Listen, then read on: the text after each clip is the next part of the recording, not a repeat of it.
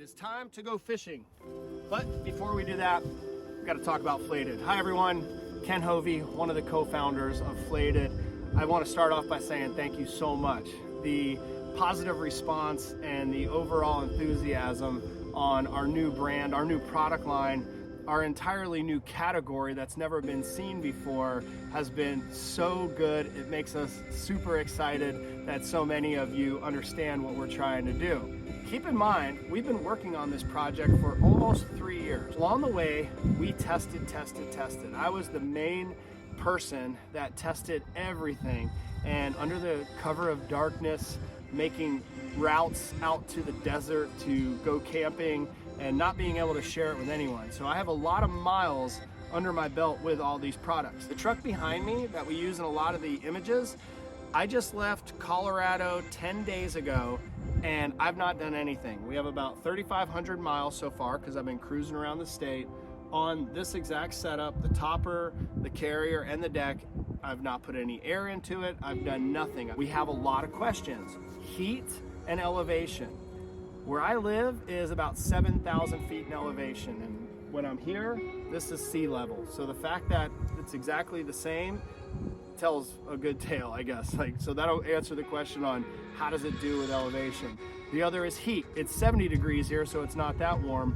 We realize that there are going to be people that buy these that live in Arizona where it's 115 degrees at night. Yeah, there's probably going to be a little bit of work to do in just pressing the valve and bleeding it, letting some air out, letting some air pressure out. Stand-up paddle boards and most inflatables are rated to have a pressure of 15 to maybe 20 PSI in order to be really rigid and function.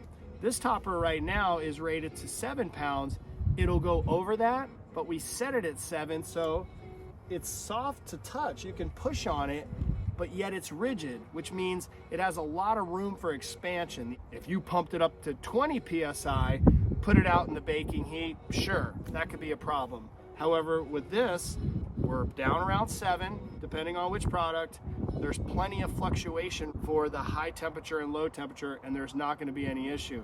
As a stand-up paddleboarder, I've never had a stand-up paddleboard pop, deflate, have a catastrophic moment that everything came to an end. The next one is they're expensive.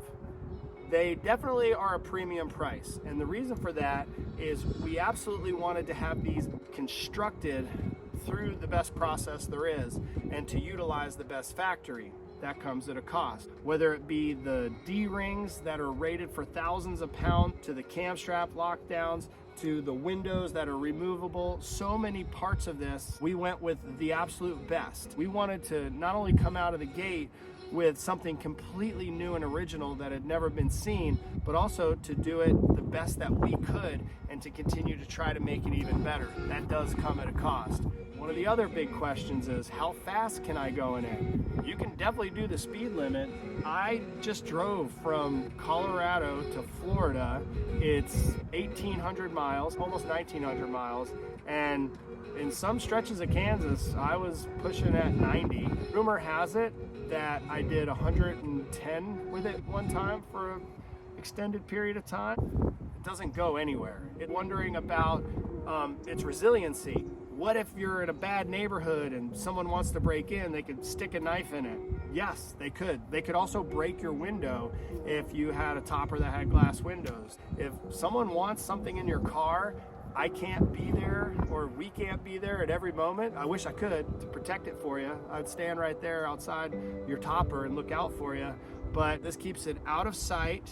However, can you break into it? Yes, of course, but I think you could break into any car. You couldn't. We're not going to, but the bad guys are thinking about it. Think about where you're gonna park. And forgive me if I'm distracted because the best fishing in here is low tide, the heat, the elevation, someone breaking into it, the price. I think that was about it. The main thing that I want to get to with people that own our products or are thinking of purchasing our products, we thought a lot about these and we've put a ton of work into them and countless hours and miles of testing them to ensure you're getting exactly what you ordered. Put the topper on by yourself, take it off by yourself, sleep in the bag, blow up the air carrier, put it on your car with or without racks, load all your gear up in it. As of right now, we have the most awesome alternative to just having a topper, something that you have to call your friends over to help you take on and off. You got to figure out where to put it. With this, you just deflate it, put it in a bag, put it on a shelf, and then take it out and use it the next time. We're just getting started. We have a lot more that's about to happen, and we'll keep you posted on it at getflated.com on our Instagram page and our Facebook page. You can go anywhere simply, live in the back of your truck, and have access to amazing places like this. So cheers, thanks for the support.